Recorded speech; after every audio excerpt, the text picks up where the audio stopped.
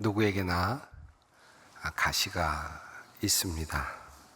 자신을 찌르는 가시가 있습니다.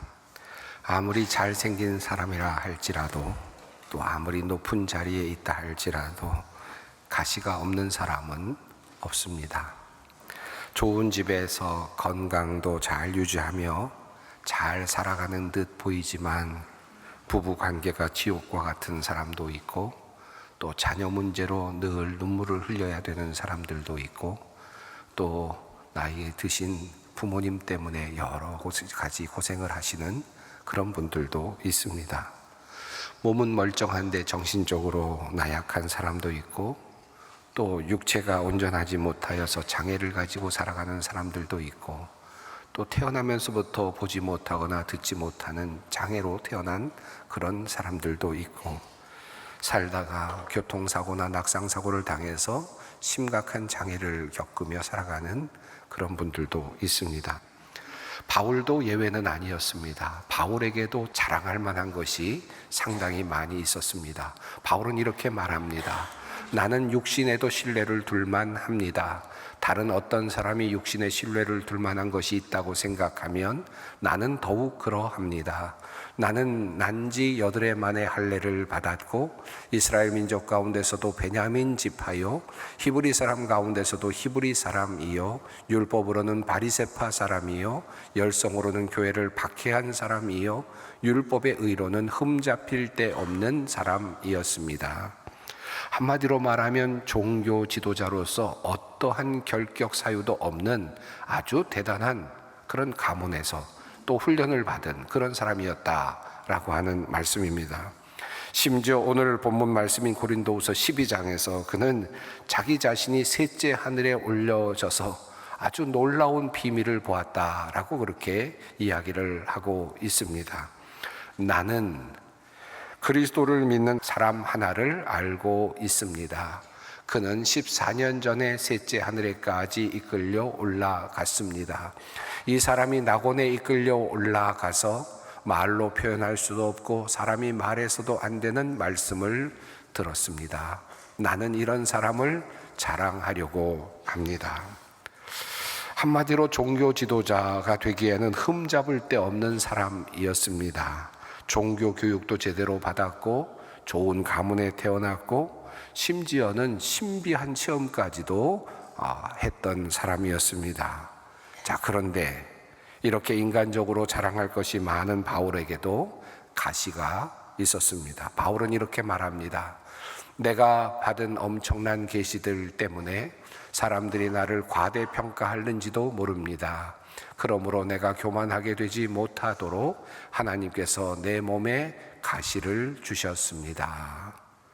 바울이 고백하는 이 가시는 도대체 무엇이었을까요?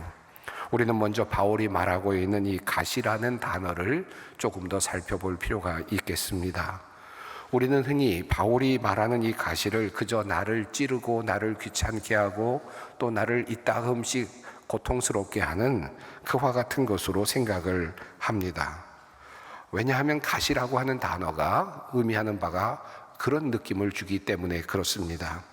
하지만 본문에 나오는 이 가시라는 말의 원어는 이보다 훨씬 더 강한 의미를 가지고 있습니다. 바로 말뚝과 같은 의미, 또 창끝과 같은 그런 의미를 가지고 있습니다. 이 단어는 고대 그리스 지역에서 성벽 주변에 적의 침입을 막기 위해서 아주 날카롭게 다듬어 놓은, 갈아서 만든 날카로운 나무 창을 의미합니다. 또 창 그 자체를 의미하기도 합니다. 또는 사람을 꿰뚫어 죽이는 처형용 말뚝을 의미하기도 합니다. 아마도 여러분 죽창이라는 것을 보셨거나 또는 들어보셨을 것입니다. 아주 날카롭게 만들어서 사람을 찌르게 되면 사실은 사람을 죽일 수도 있고 상처를 크게 줄 수도 있는 그런 나무 창이죠. 바로 그런 것들을 의미하는 것입니다. 바로 그런 것을 하나님께서 자신에게 주셨다라고 말을 하는 것입니다.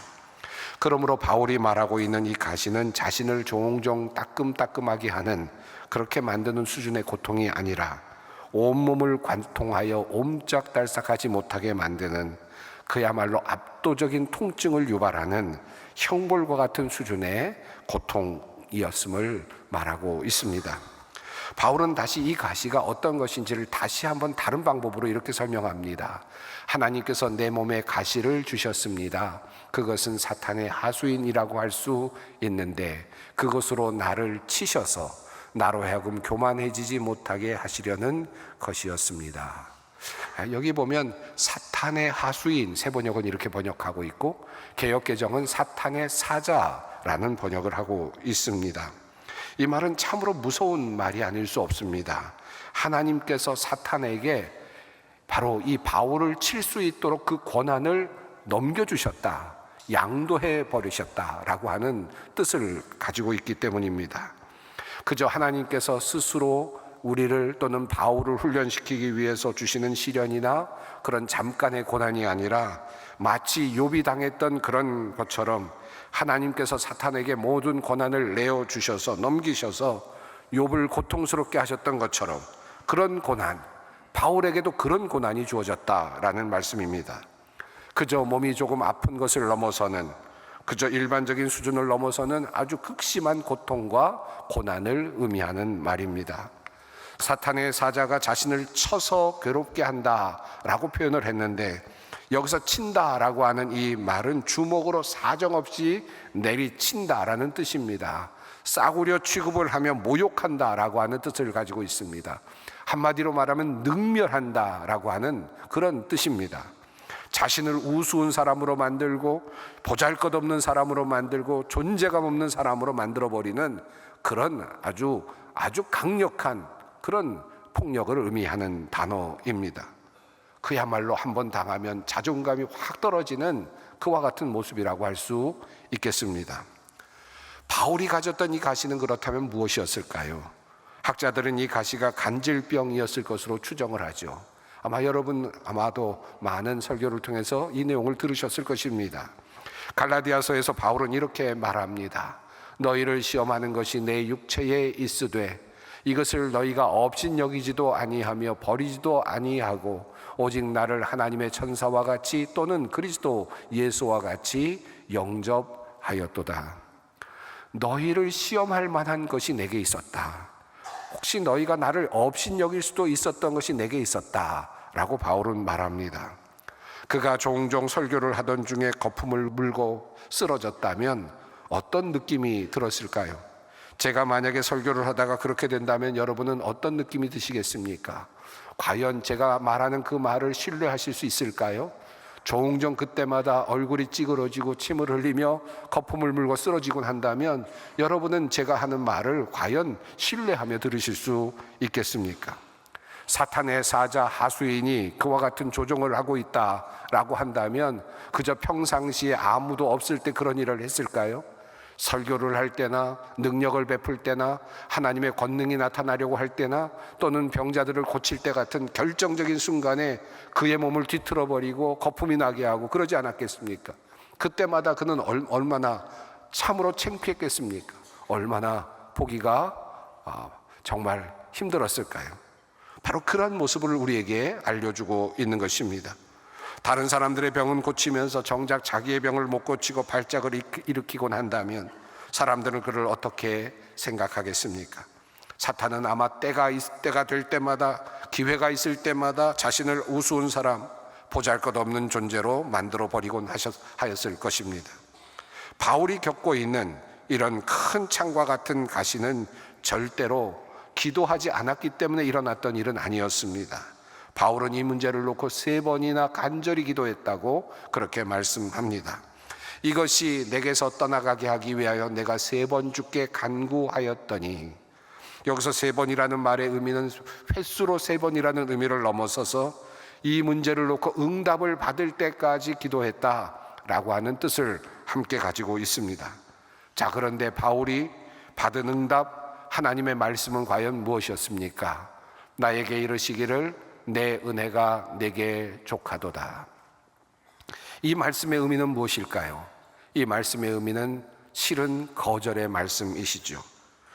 그 간절한 기도를 하나님께서 들으시지 않으시고 그 소원을 받아들이지 않으셨다라고 하는 뜻입니다. 이제 바울은 하나님께서 왜 그에게 은혜가 족하다고 말씀하시는지 하나님께서 주신 말씀을 이어서 덧붙이고 있습니다. 이는 내 능력이 약한 데서 온전하여 짐이라 하신지라. 그러므로 도리어 크게 기뻐함으로 나의 여러 약한 것들에 대하여 자랑하리니 이는 그리스도의 능력이 내게 머물게 하려 함이라. 나의 약함이 도리어 하나님의 능력을 드러내는 도구가 된다라는 말씀입니다. 나의 약함을 통해서 하나님께서 일하신다라는 말씀입니다. 내가 약할 때 주님은 나의 능력이 되신다라는 뜻입니다.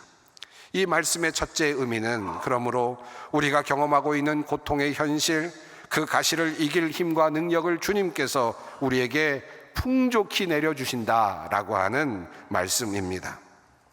하나님은 가시를 주시고 고난도 주시고 우리를 내동댕이 치는 것 같은 시련도 주시지만 그 속에서 견뎌낼 수 있는 힘과 능력도 주십니다. 내 은혜가 내게 족하다라는 말씀을 참으로 받아들이기 어려웠을 법한 한 사람이 있었습니다. 바로 찬송가 413장의 작지가인 호레이시오 스페포드라고 하는 분이십니다.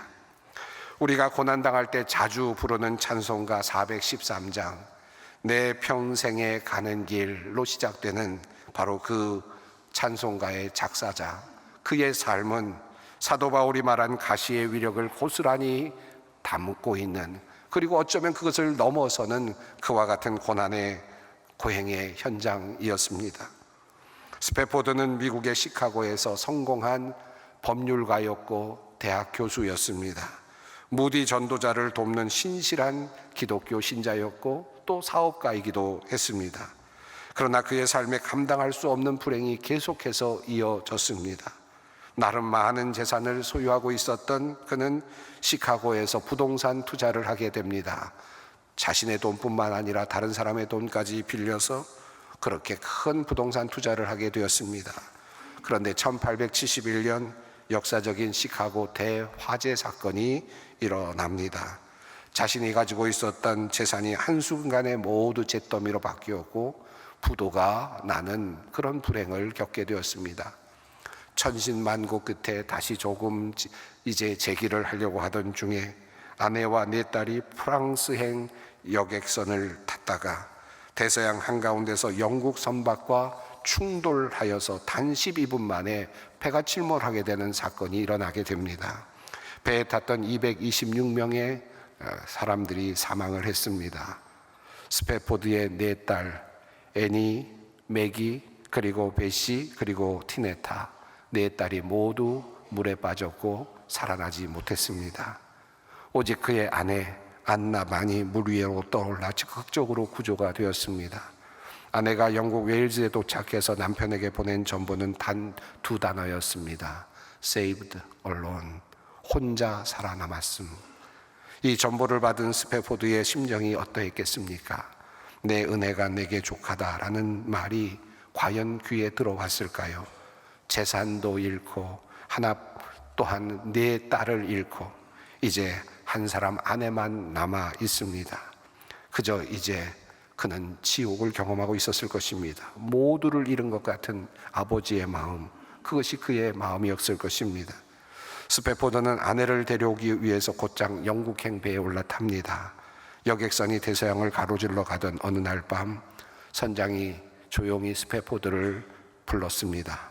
스페포드 씨, 계산해 보니 지금 우리 배가 당신의 네 딸이 수장된 바로 그 유역을 지나가고 있습니다. 그 칠흑 같은 밤, 자식들의 무덤이 되어버린 것 같은 바로 그 거친 바다를 바라보며 스페포드는 한없이 눈물을 흘리며 피를 토하듯 울부짖습니다. 그 절망의 밑바닥, 그렇게 끊임없이 절망하며 눈물을 흘리고 있었던 그때 신비롭게도 인간의 이성을 뛰어넘는 하나님의 크신 은혜가 그에게 임하였습니다. 그의 영혼을 덮기 시작을 하였습니다. 새벽녘이 되었을 때 그는 흐르는 눈물을 닦으며 종이 위에 글을 적어 내려갔습니다. 이것이 바로 우리가 부르는 찬송가의 가사입니다.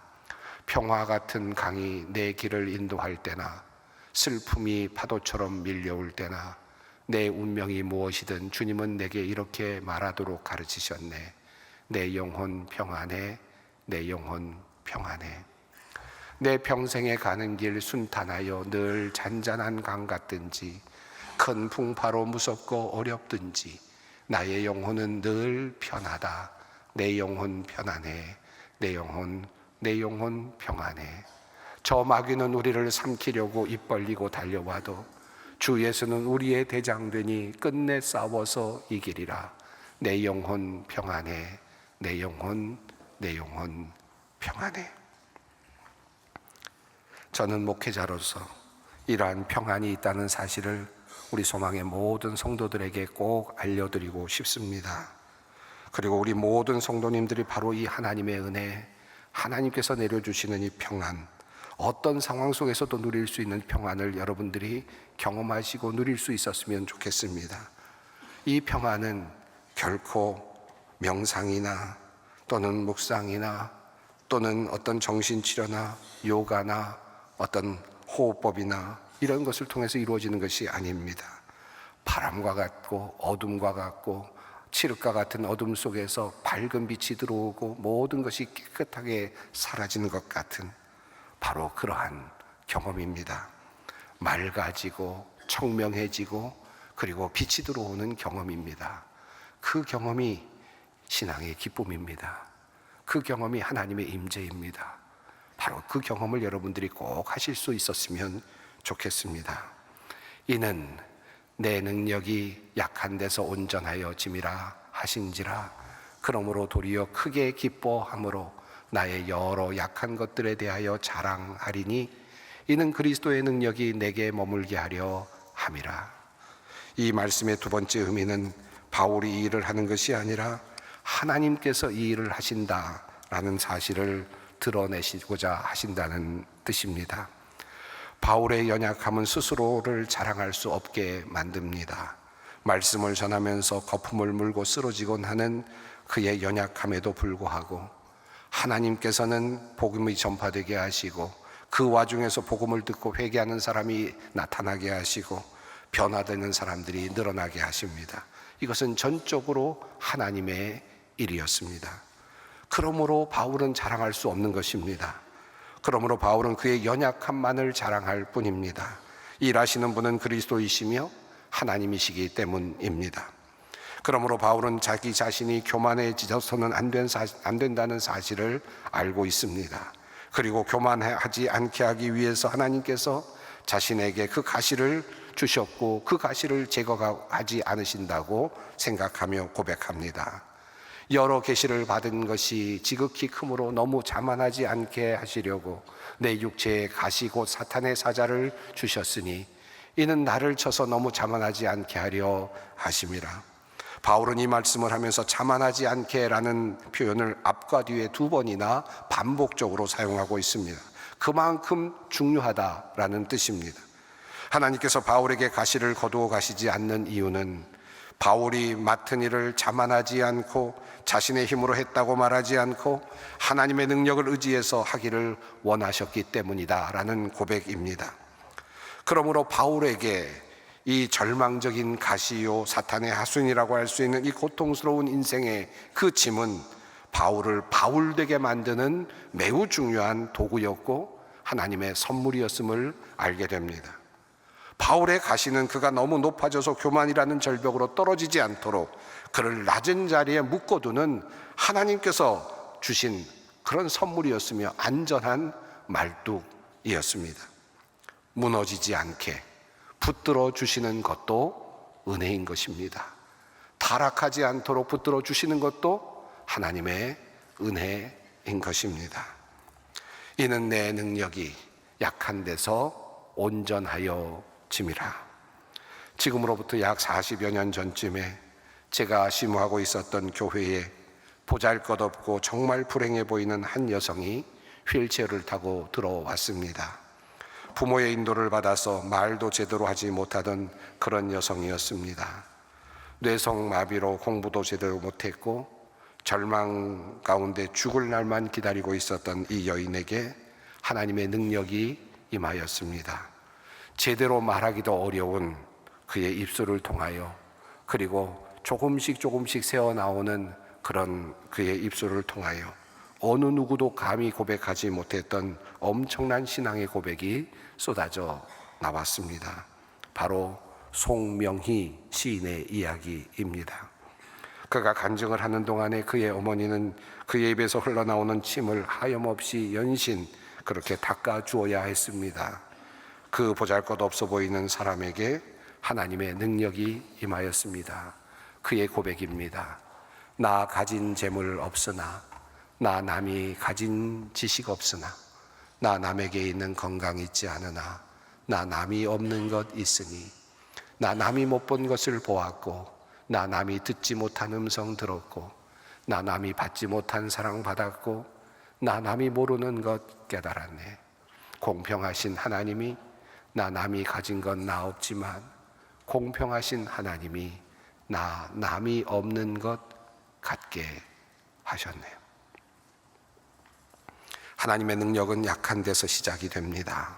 그리고 우리가 가진 가시와 고통은 하나님으로부터 배정된 우리를 위한 놀라운 섭리이며 또한 축복임을 기억하십시다. 그리고 마지막으로 꼭 한 가지를 더 기억해야 하겠습니다. 하나님께서 교만하지 말라고 자만하지 못하도록 우리에게 가시를 주시고 무거운 짐을 주셨는데, 그 가시를 가지고 살아가면서도 우리가 교만해진다면, 자만하게 된다면 그처럼 불행한 일은 다시 없을 것입니다. 가시는 가시대로 짊어지고 살아가면서 하나님과 멀어지고 하나님을 알지 못하고 하나님의 능력도 경험하지 못하고 힘겹게 살아간다면 그처럼 불행한 사람이 어디 있겠습니까? 그 가시를 가지고 주님 앞으로 나아갈 일입니다. 간절히 기도할 일입니다. 그리고 그 가시를 주신 하나님의 마음을 깨달아야 하겠습니다. 주님께서 주시는 평안을 누리며 주님께서 우리를 사용하시어 놀라운 역사를 이루시는 모습을 우리 모두가 볼 수 있었으면 좋겠습니다. 우리 소망교회 성도 여러분, 그런 마음으로 그렇게 주님께서 주신 이 고난의 가시를 잘 감당하며 주님을 경험하는 귀한 복된 주님의 성도 여러분들이 되시기를 바랍니다. 함께 기도하겠습니다. 사랑과 은혜의 하나님, 우리의 인생을 찌르는 가시와 창끝 같은 고통 속에서 낙심하던 우리를 위로해 주시니 감사합니다. 이 시간 내 은혜가 내게 족하다 하신 주님의 음성을 듣게 하옵소서. 원망하던 눈을 들어 이미 우리의 삶에 가득히 베풀어 주신 받은 복을 세어보는 감사를 회복하게 하여 주시옵소서. 우리 주 예수 그리스도의 이름으로 기도드립니다. 아멘.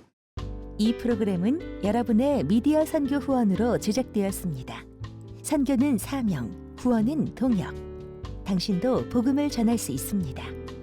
선교 후원 02-6333-1003번